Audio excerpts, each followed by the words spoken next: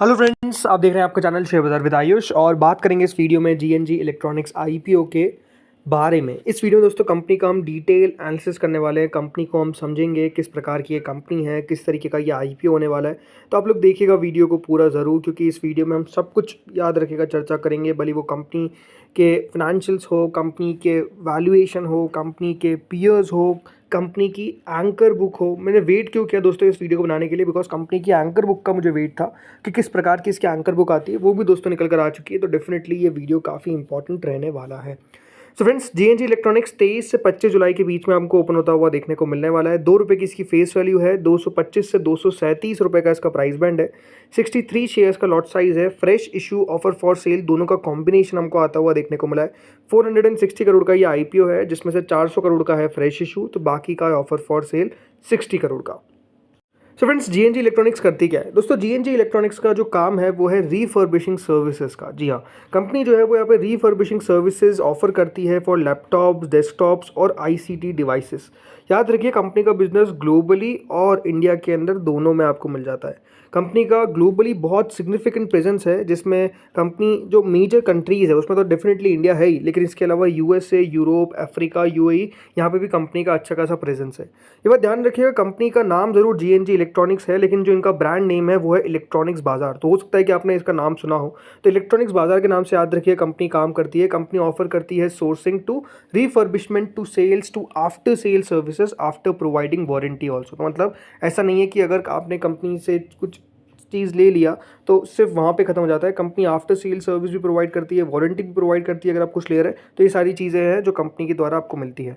Company इसके अलावा दोस्तों वैल्यू एडेड सर्विसेज भी देती है, जिसमें आईटीएडी और ई वेस्ट मैनेजमेंट सर्विसेज भी होती है, warranties, doorstep services, onsite installation, flexible pay options, easy upgrade, assured buyback programmes and buyback programmes for refurbished ICT devices. तो मतलब आप समझ सकते हैं कि सारी चीज़ें जो हैं वो दोस्तों कंपनी ऑपरेट करती है।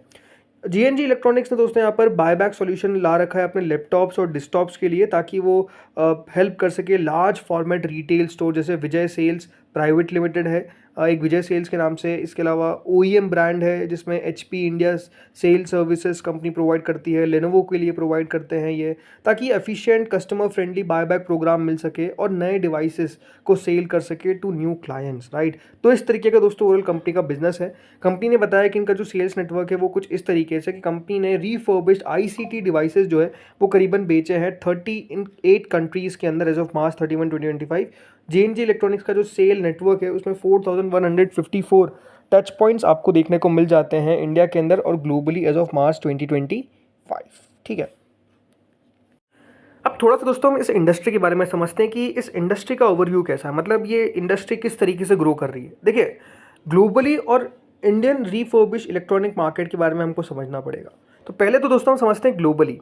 तो जो ग्लोबली यूज और रीफर्बिश इलेक्ट्रॉनिक्स मार्केट है वो याद रखिएगा ग्रो किया है फ्रॉम कैलेंडर ईयर 18 to 24 करीबन 4.9% की कैगर से। 159.2 बिलियन डॉलर था, अब हो चुका है 212.1 बिलियन डॉलर। लेकिन इस बात का ध्यान रखिएगा, जो प्रोजेक्शन हमको आता हुआ देखने को मिला है वो ये है कि अब ये जो पूरा रीफर्बिश इंडस्ट्री है, ये बात ध्यान रखिएगा, ग्रो करेगी विद अ कैगर ऑफ 10.7%। जी हाँ, आने वाले 5 सालों के अंदर इसकी एक्सपेक्टेशन है कि ये जो कैगर है वो ग्रो करेगी बाई 10.7% और ये हो जाएगा 352.4 बिलियन डॉलर्स। ठीक है, इसके अलावा जो ग्लोबल रीफर्बिश इलेक्ट्रॉनिक सेगमेंट है, अब ये बात ध्यान रखिएगा, ग्लोबल रीफर्बिश इलेक्ट्रॉनिक सेगमेंट, सिर्फ इसमें यूज़ की बात नहीं कर रहे, सिर्फ रीफर्बिश इलेक्ट्रॉनिक सेगमेंट की बात कर रहा हूँ, वो दोस्तों ग्रो करेगा from at a pace of almost 17.4%। मतलब अपने आप में आप समझिए कि एक बहुत तगड़ी ग्रोथ की एक्सपेक्टेशंस है आने वाले 5 सालों के अंदर। तो ये तो हमने ग्लोबली बात करी, अब इंडियन की बात करते हैं, भारत के अंदर में।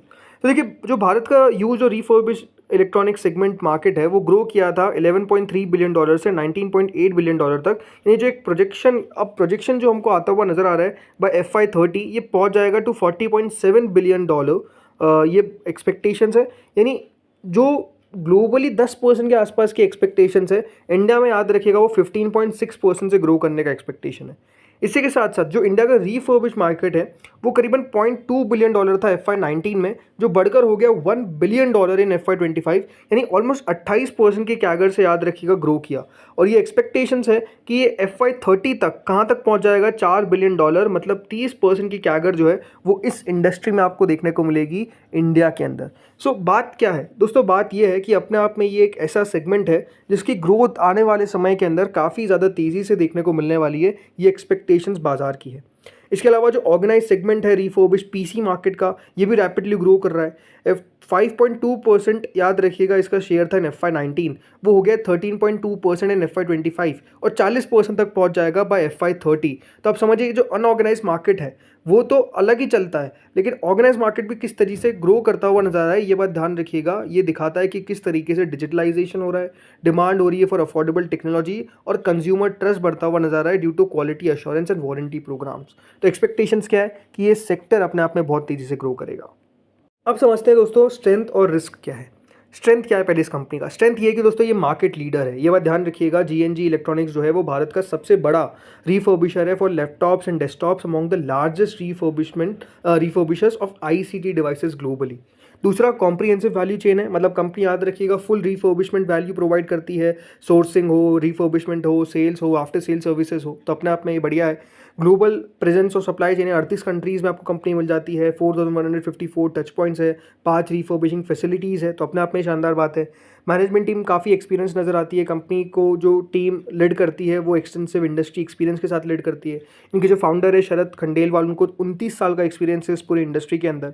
दूसरा, इनके फाइनेंशियल ट्रैक रिकॉर्ड काफ़ी मजबूत है, ESG फोकस कंपनी है, तो ये बात ध्यान रखिएगा, यहाँ पर भी बेनिफिट मिलता हुआ नजर आएगा। रिस्क क्या है? पहले रिस्क दोस्तों ये कि कंपनी का जो कंसंट्रेशन है रेवेन्यू का लैपटॉप से बहुत ज़्यादा आता है, मतलब ये बात ध्यान रखिए 75.59% कंपनी का जो रेवेन्यू आया है वो लैपटॉप की सर्विसेज से आया, तो आप समझ सकते हैं कि वो अपने आप में एक मेजर पोर्शन है कंपनी के लिए। दूसरा, कंपनी का रिलायंस है उन की कस्टमर्स एंड सप्लायर्स, ये बात ध्यान रखिएगा, जो उनके टॉप 10 कस्टमर्स है उससे कंपनी 46% रेवेन्यू जनरेट करती है, तो उन पर बहुत ज़्यादा कंपनी को भरोसा रखना पड़ता है, या फिर आप कह सकते हैं उनसे सबसे ज़्यादा बिजनेस आता हुआ नजर आता है। तीसरा, क्योंकि कंपनी का बिजनेस आउटसाइड इंडिया है, ये बात ध्यान रखिएगा, 75.53% of the revenue company generate करती है फ्रॉम आउटसाइड इंडिया, तो अपने आप में आप समझिए कि इंडिया के अंदर इनका जो प्रेजेंस है वो उतना ज़्यादा नहीं है जितना बाहर है। बाहर 75% याद रखिएगा है, तो फॉरेन करेंसी रिस्क हमेशा रहेगा। Dependence on lease premises, business याद रखिएगा इनका ऑपरेट करता है प्राइमरली ऑन लीज प्रॉपर्टीज, तो वो भी एक फैक्टर है। कंपटीशन मिलता हुआ नजर आता है अनऑर्गेनाइज सेक्टर से, याद रखिएगा रिफर्बिश पीसी मार्केट जो है वो हेवीली डोमिनेटेड है बाय अनऑर्गेनाइज प्लेयर्स, तो इस इंडस्ट्री को ऑर्गेनाइज करना ये अपने आप में एक सबसे बड़ा चैलेंज है जिसको कंपनी कर रही है। और फ्लक्चुएशंस होती है B2C सेल्स के अंदर, मतलब ये बात ध्यान रखिए कि एक रिडक्शन देखने को मिलता है B2C सेल्स के अंदर रिसेंट ईयर्स में, क्योंकि एक रिड्यूस फोकस हुआ है on third party online portals, क्योंकि नो डाउट नए नए आपको यहाँ पर प्लेयर्स आते हुए नजर आ रहे हैं। अब चलिए बात करते हैं कंपनी के फाइनेंशियल्स पे। तो दोस्तों कंपनी का रेवेन्यू 662 करोड़ था इन 2023, अगले साल वो 1143 करोड़ हुआ, और उसके अगले साल दोस्तों वो हो गया सीधा 1420 करोड़। यानी यहाँ पे अगर आप देखेंगे तो लगातार दोस्तों जो कंपनी का रेवेन्यू है वो काफ़ी तेज़ी से ग्रो करता हुआ नजर आया। मुनाफा देखते हैं दोस्तों, कंपनी का मुनाफा 32 करोड़ था करीबन 2023 में, फिर अगले साल 52 करोड़ के आसपास हुआ, उसके अगले साल दोस्तों कंपनी का जो मुनाफा था वो सीधा हो गया 69 करोड़ का। तो ग्रोथ आपको देखने को मिली है कंपनी के मुनाफे के अंदर भी, इसमें भी कोई डाउट नहीं है। कंपनी का प्रॉफिट बढ़ा है वाई ऑलमोस्ट 32%, याद रखिएगा, बिटवीन FY24 एंड 25। इसके अलावा कंपनी के ऊपर बोरिंग की बात करते हैं तो कंपनी के ऊपर बोरिंग है दोस्तों 446.92 करोड़ की, तो ऐसा नहीं कि कंपनी के ऊपर बोरिंग नहीं है, कंपनी के ऊपर बोरिंग अच्छी खासी है। इसलिए रिटर्न रेशियोज देखते हैं एक बार। रिटर्न रेशियोज दोस्तों कंपनी के कुछ इस प्रकार के हैं कि कंपनी का 30% का ROE है, 17% का ROC है, debt to equity is 1.95 which is quite huge. थोड़ा सा कंपनी को दोस्तों इस पर काम करना पड़ेगा, इसमें कोई डाउट नहीं है। अब ये बात ध्यान रखिएगा, ये एक ऐसा बिजनेस है जो कमोडाइज्ड है, राइट। इसका मतलब ये है कि जो एवरेज रियलाइजेशन होता है पर डिवाइस उसको देखना बहुत इंपॉर्टेंट है। अब प्रॉब्लम क्या है दोस्तों इनकी, जैसे कि जो एवरेज इनका पर डिवाइस रियलाइजेशन था वो कम हो गया 22% से, मतलब जो 30,800 था FY24 में वो 23,900 हो गया। तो ये भी अपने आप में एक फैक्टर है कि देखिए किस तरीके से इसको मेंटेन किया जाना चाहिए, वो थोड़ा सा ज़रूरी है, राइट। अब एक बार हम कंपनी की देखते हैं एंकर बुक। तो देखिए 138 करोड़ रुपए कल कंपनी ने रेस करे। यहाँ पर कौन कौन से एंकर इन्वेस्टर आते हुए नजर आए, सबसे तो ये आप देखिए, इसमें देखिए गोल्डमैन सैक्स, Motilal Oswal, Buoyant opportunities, Edelweiss mutual fund, Mirae asset mutual fund, इनके द्वारा याद रखिएगा पार्टिसिपेशन किया गया है। इसके अलावा अगर नाम आप देखते हैं तो नाम ओवरऑल अच्छे आते हुए नज़र आए, मतलब जो पूरी लिस्ट हमको देखने को मिली इसमें ऐसा नहीं लगा कि कोई भी दिक्कत है, मतलब अच्छी एंकर बुक आप कह सकते हैं क्लियरली नज़र आई। जीएनजी इलेक्ट्रॉनिक्स के टॉप नेम्स आपको आते हुए नजर आ गए, और क्या चाहिए, राइट। सबसे इंपॉर्टेंट बात तो यही कि अच्छे नाम आने चाहिए। गोल्डमैन सैक्स आ रहा है, मोतीलाल आ रहा है, मीरा एसेट आ रहा है। इसके अलावा दोस्तों मधुसूदन केला का जो फंड है फाउंडर्स कलेक्टिव फंड, उनके द्वारा पैसा डाला गया। बंगाल फाइनेंस के द्वारा पैसा डाला गया जो आशीष कचोलिया सर के द्वारा है, राइट। इसके अलावा बाकी भी अगर आप देखेंगे एलसी फेराउस मल्टी स्ट्रैटेजी है, मिंट फोकस ग्रोथ फंड है, तो अच्छा इनका एंकर बुक आता हुआ देखने को मिला, नो डाउट। अब वैल्यूएशन की बात करते हैं, देखिए इसका कोई ऐसा एग्जैक्ट लिस्टेड पीयर नहीं है, 39 के आसपास का कंपनी का याद रखिएगा प्राइस टू का अर्निंग है। अब एक कंपनी है जो बताया गया है न्यू जैसे टेक्नोलॉजी, याद रखिएगा कंपनी ट्रेड करती है 21.37 टाइम्स की प्राइस टू अर्निंग पे। सी न्यू जैसे टेक्नोलॉजीज़ की अगर मैं बात करता हूँ तो क्लियरली इसको आप एग्जैक्ट इसका पीयर तो क्या ही कहेंगे, मतलब ज़रूर रिफर्मिशमेंट का काम इनका भी है, बट द थिंग इज़ कि ये जो कंपनी है, ये बात ध्यान रखिएगा, मात्र 117 करोड़ की मार्केट कैप पे करंटली ट्रेड करती है। कंपनी का ओवरऑल जो साल का रेवेन्यू है वो सिर्फ 65 करोड़ है, तो बहुत ही ज़्यादा मतलब छोटी कंपनी आप कह सकते हैं इसके सामने है। तो उसको क्या इसको कंपेयर करें, राइट, ये अपने आप में एक बड़ा इशू है। मेरे हिसाब से देखिए कंपनी को एक और फ़ायदा होने वाला है, वो है फर्स्ट मूवर एडवांटेज का, मतलब इस इंडस्ट्री की ज़्यादा कंपनीज बाजार में लिस्टेड नहीं है, तो जीएनजी इलेक्ट्रॉनिक्स को उसका भी याद रखिएगा एक बेनिफिट जो है वो क्लियरली मिल सकता है। बाकी जीएमपी की बात करें तो क्लियरली देखिए जीएमपी ओवर द टॉप मतलब 105 रुपये के आसपास चल रही है, तो अपने आप में काफ़ी शानदार है। तो शानदार है ग्रे मार्केट, इसमें भी कोई डाउट नहीं है, तो ये भी अपने आप में एक फैक्टर है। मेरे हिसाब से दोस्तों लिस्टिंग इन क्लियरली मिलते हुए नजर आएंगे, बट हाँ लॉन्ग टर्म की स्ट्रैटेजी थोड़ी सी आपको बाद में बनानी चाहिए, तो यही मुझे लगता है। बाकी क्या मैं करूँगा, मैं अप्लाई जरूर करने वाला हूँ इस आईपीओ में। क्लियरली देखिए एक नई इंडस्ट्री की कंपनी आती हुई देखने को मिल रही है, और फ्यूचर ग्रोथ अपने आप में देखिए होने की एक्सपेक्टेशन ज़्यादा है। नो डाउट पिछला साल और इस साल FY24 में आप कह सकते हैं थोड़ी प्रॉब्लम्स देखने को मिली है क्लियरली, जिसको हमको देखना पड़ेगा, बट स्टिल कंपनी बुरी नहीं है। तो दोस्तों इस वीडियो में इतना ही था, होपफुली वीडियो बढ़िया लगा। अगर आपको अच्छा लगा तो लाइक करना, चैनल से पहली बार जुड़ो सब्सक्राइब करना। Thank you friends watching this video.